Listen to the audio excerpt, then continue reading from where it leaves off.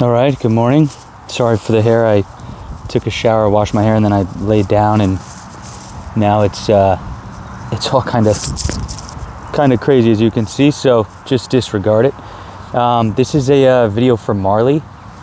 She left a comment on a video about being in cognitive therapy for her depression, and I kind of just wanted to kind of just explain depression in a way that, you know, most people probably haven't had it explained to them. So, you know, we were talking about the implications of the word should in that one video, and she commented, thank you for your comment, by the way, Marlie. You know, I hope the depression is easing. I hope cognitive therapy is you're finding it effective. So I'll start here. Basically, I'll kind of lay the groundwork for you in two forms. One is timelines, and then one is resistance. Okay, so the timelines, right? You have the past. Okay, you have the present. You have the future. Okay, so this is I'm kind of building out a formula for depression and anxiety here. Really, it's a formula for dis-ease. It just happens to be you're experiencing dis-ease in the past for either things that happened that you didn't want to happen, or things that didn't happen that you wanted to have happen, right? And then that's happening in the timeline of the past. Okay, so again, past, present, future. And then you have the coin of resistance, the two sides of resistance, which I just mentioned. You have things you want that you don't have, okay? And then you have things you don't want that you do have, okay? Both of those are forms of resistance, okay? And resistance is the basis of all dis-ease, right? Because us as beings, and I'll say this as well, Marlie, there's nothing actually wrong with you, and that might be, you might know that, you might already know that, you know, you might not know that, but you know, you might be listening to this and go, oh, I know, but that doesn't really take away the dis-ease, right, of depression, right? And what I mean when I say there's nothing wrong with you is that,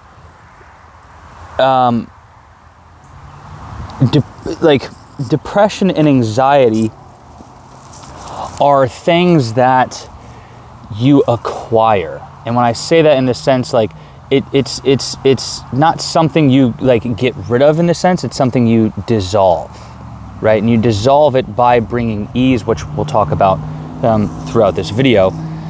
But basically, just understand and know that you were born into ease, right? Even if you weren't, you know, your normal natural state is ease.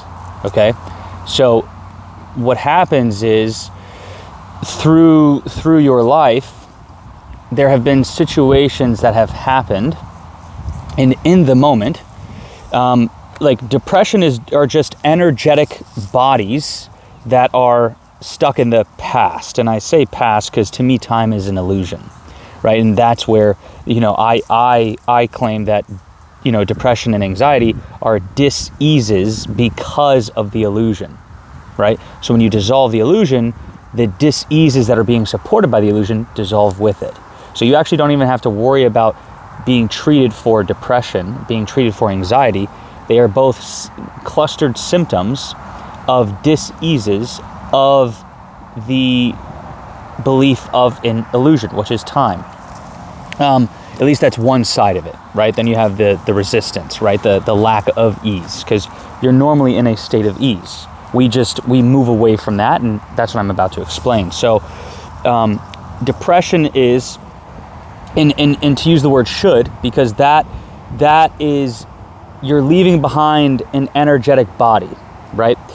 So basically, you can look at depression as the surplus of energetic bodies that are resistant in the timeline of the past. And what I mean by that is every time you, like, for example, you used in your language, you know, I should have done the dishes, or something along those lines. I don't remember the message verbatim, but it was something along those lines, so you understand what I'm saying.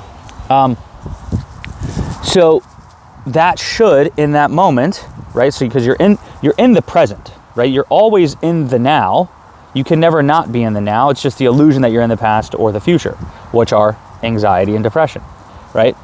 When you have a should in the now, you're now applying an energetic body in the timeline of the past through resistance of your language because of the lack of ease in the present. You cannot be in the present if there is a lack of ease in it, because presence is ease. It's the lack of dis-ease. So you're always present, okay? It's just this very real illusion that you are in the past. And it's basically, depression is the buildup of a lack of ease in the present for things you should be doing that you did not do, accumulated. Does that make sense? So, I'll try to say that again, because that really is like the whole, if you can just get that, that's the whole video. That's the whole video. If you can just understand that it's moments in the present where you are not at ease, right? Because should is implying what timeline? The past, right? At least in the context of like the language you were using. I should have, right? That's past tense. So it's the coin of resistance, something that you wanted to have happen that didn't happen, things that you don't want to have happen that do happen. That's anxiety, right? Do you see the correlation? It's just, anxiety is just depression flipped. Instead of energetic bodies stuck in the past, you have energetic bodies stuck in the future. So I have this very, to me, profound saying that if an anxious person could stop time, they would. Because if they could, their anxiety would cease to exist. Because now there's nothing that can come that they don't want to come. So it's a resistance to the future, right? They want something to happen and it doesn't happen, or they don't want something to happen and it does happen. But the thing is, it's in the future, so it can never happen or not happen. It's just a resistance, a dis-ease in the present to the timeline of the future, right? So if you really understand what I'm saying, you'll start to understand that when you dissolve the illusion of time, which supports the dis-eases, right? Because that's what they're from, depression and anxiety. They're just dis-eases of different timelines, right? Past, future. And when you collapse these, all you can be is present, because that's all there was in the first place, if that makes sense. So, what we want to do to kind of cure, there's not even a cure to depression, because it's implying that there was something wrong in the first place. And there's not, it's an illusion. And an illusion cannot fundamentally be wrong. You can only fundamentally believe it to be true, which is like paradoxical in a sense, because it's an illusion. So it can't be wrong or true. It's non-dual. It's just, it seems to be true, and then when you realize that it's not true, that doesn't mean it's wrong. It just meant that it was an illusion, right? So like a mirage in the desert. It's like, there's a lake there. It's like, no, you're wrong. It's like, no, there's a lake there. It's like, okay, you're right. And it's just like, you go find out, and it's like, it's not there and it's not there. It's an illusion, right? So this might be going over, people might not be understanding this, but let me take a drink here. Illusions, like the premise of an illusion being wrong is that you believed it was true. That's the only way it could be wrong. Do you see what I'm saying? But when you realize it's an illusion, it can't be believed in anymore, because you realize it's an illusion. So it could only be wrong when you believe in it, but when you don't believe in it, it can't be wrong, thus making it never wrong to begin with in the first place. Anyways, I feel like I'm getting into a topic that might be confusing people. So I'll stop talking about that. But just know that there have been moments in the present repeated of energetic bodies, like when I should have, right? And you say it can, what was the word you used? I don't know if it was unnecessary pressure or it's not constructive. Basically, your emotional body gets stuck in that moment. Oh, I should have done that. And look at your emotional body and take a piece of you and then put it in the present when you did it. But then time passes, so it moves, right? Not because it's moving, but because the illusion of time is moving, right? So you have this moment of should, and then a day later, this moment of should is now here. Not because this moment moved, but because the illusion of time is constantly moving, right? Like a treadmill. So this isn't moving, but there's a treadmill of time under it right here that's constantly going like this. So you basically have this should in the now, and then it moves like this, right? And then you're always in the now, and I should have done this, or I shouldn't have done that, right? Remember, it's resistance applied in the present to the timeline of the past. Whether it's something you wanted to have happen that didn't happen, or it's something you didn't want to have happen that did happen, okay? And these are happening in the moment, but they're happening and then they're not being digested, they're not being processed, they're not being metabolized, right? So if you looked back, right, if you could like scan someone's timeline energetically of a depressed person, we could look down your timeline. Like imagine you can just see a bunch of like when, let's say you're 20, for example, let's see, we 19, 18, 17, 16, right? And as we're looking at your timeline of life, we're just seeing all of these energetic bodies. So when those collapse, you come back to the present. And depression doesn't exist anymore. Now for anxiety, it's just the reverse. It's the exact same thing, but it's just the reverse. It's the future. It's looking forward instead of looking backwards. Which once you get this, it's a dis-ease of an illusion of time. Because it can only exist based on the illusion that time is real. It's not, which is another video, but just understand that you don't need to see the illusion of time for it to collapse. Okay, to like cure yourself, you don't need to see the illusion of time, okay? I'd highly look into Peter Crone. He's my mentor. And if you can just watch his content, he has a lot of good stuff on YouTube. Look, excuse me. If you can go to his YouTube channel and look for the, not the theory. So the theory is him on podcasts, him making videos. Look for the real live coaching where he's having a dialogue. So it'll be him and then it'll be someone in the crowd. Watch those, and those will just over time, even though he's not talking to you directly, he is talking to the audience, and maybe something will resonate with you and collapse an energetic body and bring you back to the present, where you can't even bring, like linguistically that's even incorrect.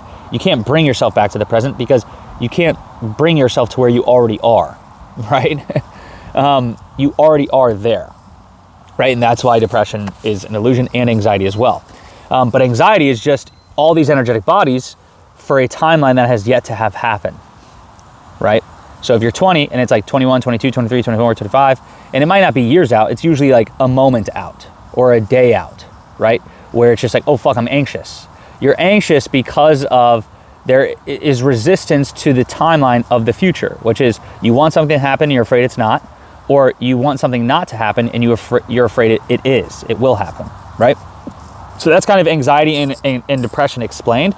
They're both just the same dis-ease, just of different timelines. That's it, right? So for someone to collapse these like energetic bodies, right? Because it's the same for anxiety. It's like, oh, this needs to happen. This has to happen, right? That's resistance, and then you're basically taking a piece of you, your energy, and you're putting it in the future. And then you're in resistance to it, right? So this is wow, this is challenging me. This is also going to be really good because I'm in the process of developing something. I build product, and this is the work I do with my clients for a living. And it's going to take me, I think, right now I'm building out an application, an AI application, and I think with time, it'll actually be able to really help you, Marlie. You know, I don't know where you're at in your journey of depression. I don't know if it's something that's, you know, you no longer suffer with or from, or whatever the correct terminology that lands with you the best. You know, I don't know if that's something you're still experiencing. I think that's a better way to put that in language. But if you are, once I roll this out and I test it, it could take 6 months.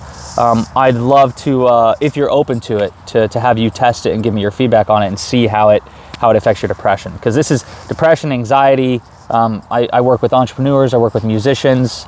I work with salespeople. I work with people in marriages, people in relationships. Just pretty much with the mind, right? And perception and subconscious work, and really kind of dissolving friction wherever you're experiencing it in life.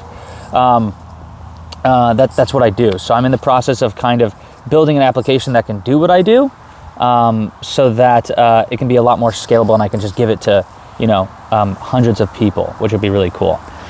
And I'd love for you to be one of them if you'd be open to it. But that's another conversation. Right now I have all the clients I can possibly take on. That's why I'm building this, so it will allow me to scale kind of my practice in a way better. This is a good question. So, because I'm like, how do I cure your depression in this YouTube video? And it's more so of a conversation that we'd have to have, right? Like I work with clients and I'll have, I'm getting a call. Recording will be stopped. Let's see. I'm gonna wait for this call to end, guys, because I don't know if you can still hear me. Someone's calling me right now, so. Whose number is that? Looks like a number I know. Okay, I'm back. So, the work that I do with clients is we go back in time and we kind of find the moment of decision. And what I mean by that is you usually come into this through your genetics and your experience and whatever. You start to form a perception of how you believe the world to be is. And then something collides, another perception, a stronger perception that moves you out of your center, collides with your perception, and then you make a subconscious law. I call that moment of decision. And then this kind of operates your life moving forward. And this is where the language should comes from. Oh, I should do the dishes. That's very surface level, right? So if the eyes are the window to the soul, the words are the window to the subconscious. So even though just through the linguistics of the word should, I can kind of understand the world that someone's living in, it doesn't really reveal the moment of decision, where you had a perception, a stronger perception collided, it changed your perception, and then you made a subconscious law that your life now operates from. That is where the shoulds come from, right? That's where this language comes from. So it's very telling, right? But it's different for everyone, because all of my clients use the word should, but they all use it for different reasons. Does that make sense? So it's kind of hard for me to work with you on this without really having a one-to-one conversation with you, right? I work with my clients for 6 months, and I work with them 2 hours a week on a phone call. So once a week, every month for 6 months. So 4 calls a month for 6 months, and each call is usually around 1 to 2 hours. And then through that, we really start to find and dig deep. It doesn't take 6 months, by the way. This is not like therapy. It's just they usually run into another restraint, and then we clear that, run into another restraint, clear that, run into another restraint, clear that. And then they like it so much that they keep doing it with me. So it's not therapy in the sense where, because I'm under the impression, I've been through a ton of therapy, Marlie. I'm 29. I've been in therapy, I think, since I was like 9. I've been seeing doctors and stuff like that. And I've done a ton. I've done a very commercial, very traditional therapy. I've gone to alternative institutions like, what's his name? Radical Honesty. Is it Brad Blanton? Brad Ranton? Something like that. I forgot his name. I forgot his name. But Radical Honesty, he's the author of that, and he has his own therapeutic practice. I've done that. after, a decade, almost 2 decades of traditional commercial therapy. I've done attachment therapy with, what's her name, Thais Gibson in Personal Development School, and worked with Jake, and that was great stuff. I've worked with Bionic Bloom here in Florida. It's a psychedelic therapy, right? And they have, mushrooms and, DMT and, all of these psychedelics and stuff like that. I've done EMDR. I've done, I've been in therapy for, almost 2 decades. So I've kind of gone through it, and it nothing's been more effective than this. I implore you and invite you and welcome you to, and encourage you to look into Peter Crone. He's really done a lot for me. And my life has definitely changed. But how can I explain more to you to help with your depression? I don't even know if you're currently still experiencing it. So I kind of just made this video for you, but it could apply to many people, and hopefully could help some other people just kind of understand what they're experiencing. So it really starts with 2 things. One is kind of stopping the current accumulation of more energetic bodies in the timeline of the past, right? But once you stop that doesn't mean all of them collapse, right? So you kind of want to learn to be okay. And I don't even like saying that. That causes a lot of resistance in me because that doesn't really tell you what to do. So try on this perception for a second. Even if you don't believe it to be true, just try it on and see if there's a lot less resistance to the now, which is really going to help you to stop accumulating energetic bodies in the timeline of the past, thus worsening the depression, right? The severity and the intensity of it. Because that's kind of the first step, is we have to stop the accumulation of energetic bodies. The second one is we have to digest them, okay?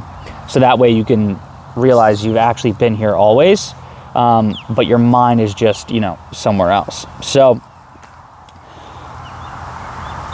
the perception I want you to try on in a mantra is I chose this, right? Because there's magic in, I'd assert that the resistance, right? Because you can have depression, and then you can also have resistance to depression. Not treatment-resistant depression. That's not what I'm talking about, to clarify, because I know that's a thing. But resistance to having depression. Like you're upset about being depressed, right? You feel a certain type of way about your depression, right? Try this perception on, even if you don't believe it to be true, that the mantra is, I chose this. So I just want you to repeat this to yourself, day to day, moment to moment, right? I say it to myself from the moment I wake up to the moment I go to bed. And I've had very enlightening days recently from this mantra. And it goes much deeper. The I chose this will resonate much deeper once you listen to what I'm about to tell you, which is, I don't know if you're religious or not. I'm not really religious. I was raised in a Catholic family for 16 years and kind of left. That wasn't my thing, my mojo. But regardless of your, religion, not religious, whatever you identify as, is totally okay. This perception is not something you have to believe in. Just try to look through it like you're trying on glasses and see the effect it has on you. And if it works, hold on to it and keep it. If it doesn't, you can just discard it and get rid of it. But it's helped me, and I want to share this with you, which is, I follow mystics. I'm a big fan. I wouldn't even say I follow mystics. I don't follow mystics at all anymore. But I used to be very fascinated with mysticism. I look at Jesus and Buddha as enlightened beings, right? There's a couple of others. You have Krishnamurti. You have Osho, Sadhguru, right? You have all of these mystics, all of these enlightened beings, right? I don't follow any of them anymore, but I've realized that I'd almost assert that the resistance to the thing that you don't want is actually worse than the thing that you have, So I'd assert that if someone has depression and they are okay with it, that alone can eventually release the dis-ease. And then you can have someone who has depression and they're not okay with it. I'd assert that not okay with the depression is actually way worse than the depression. But they're not super conscious of this because that's not really how the Western, I'm assuming you're here in the States, you're in US of A. You know, that's not really how the Western medical allopathic community operates. You know, they don't even really focus on that. They don't even really speak of that as far as I'm aware. You know, it's more of just about like managing, right? Like the therapeutic models that I've been through is kind of just understanding my perception and then making me okay with it, but not really, because I do a 4-stage process at this point with my clients. And what I found in therapy is they do my stage 1 and they do it at a very surface level. So I do stage 1 at a much deeper level, and then I do stage 2, 3, and 4, which they don't even do. Anyways, regardless, where was I going with that? Oh, shucks. I had something that I felt like was going to help. Oh, yes. Okay. So you have you're still accumulating, right? Because these are 2 separate processes. They take 2 separate skills, 2 separate lenses to look through. You have the current accumulation of moments where energetic bodies of, you know, that's implied through your language, get kind of stuck in the past. And then you have the digestion of the energetic bodies that you have in the past. Again, when I say energetic body, I'm not trying to sound all woo-woo, but in the moment, there is energy that is happening, and then it creates this moment, this energy in this moment that is then in the past as time passes. So I call those energetic bodies, okay, just so you're with me. So,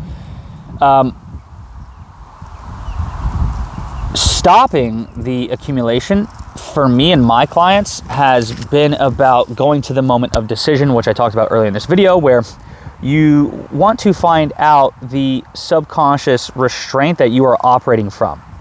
So at some point in your life, you know, this is again just based off of my experience and in the work that I've done with my clients. At some point in your life, you came into the world and you had a perception collided with it, and you then in that moment looked at the world in a different way and said to yourself something. We call this the moment of decision. And the thing that you said to yourself became the subconscious law that you now operate from, consciously or unconsciously. For all of my clients, it has been unconscious, right? And I make them aware of it. That will get them to stop the accumulation. That doesn't dissolve all of the bodies. It can. It very much can. I've had very many moments where clients, you know, we keep going back, you know, through the work that I'm doing with them, and this can happen on a 2-hour call, you know, where it's almost like 12 months of therapy in 2 hours. And I'd say it's more than 12 months of therapy because it's an infinite amount of therapy, because therapy never gets there. It's just continuing surface level stage 1 for, you know, a long ass time.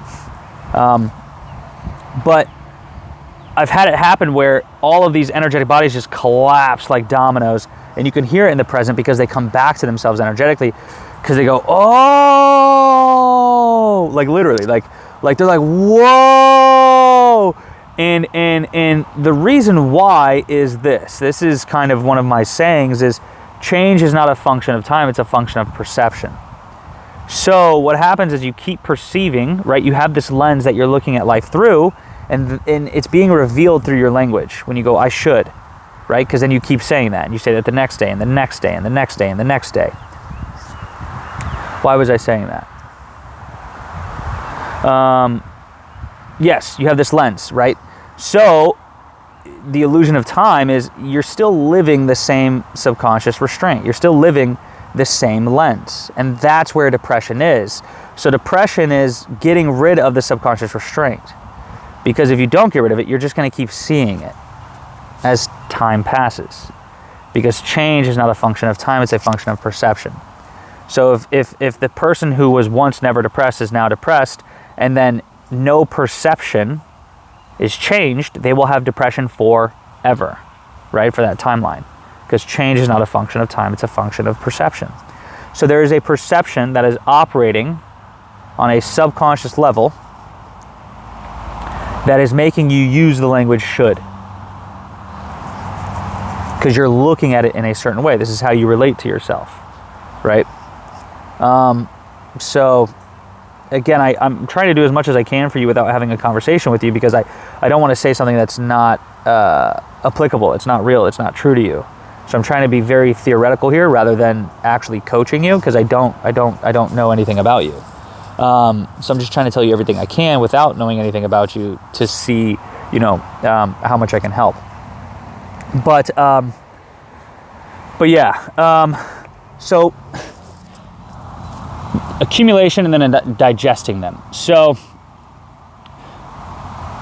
it both can happen in an instant, where if you go back and you find the moment of decision, it can literally change how someone relates to themselves in a moment, right? That's why change is not a function of time, it's a function of perception. So if your perception can change in an instant, then all of it can change, which is really beautiful. And if you haven't experienced this, it's actually quite a magical moment, because how you've been relating to yourself can actually change. And when you change that, it changes your timeline that's already happened. So you then look at the past and you go, whoa, and that's where that physiological release of the sound through their mouth going, whoa, right? That's kind of a sign that it's all just whoop, coming right back to them. And they just feel, they'll even say it. They're like, wow, I feel so free. I feel so liberated. That's quite literally what they say verbatim. And it's because they are. They're no longer stuck in the timeline of the past, right? So, and you're only having resistance. Remember the two sides of the coin of the resistance. Something you want to happen that didn't happen, something you don't want to happen that did happen, right? Those two sides of resistance is only coming from perception, right? You only don't want something to happen because of how you think how you think you're going to be perceived, how you might perceive yourself, how others might be perceived, whatever, right? It all has to do with perception on both sides of the coin. So you want this to happen and it doesn't, or you don't want this to happen and it does, and then that breeds resistance based on the lens that you're looking at life through. So when you get rid of that, you're okay with whatever happens, right? Whether something doesn't happen or something does happen, right?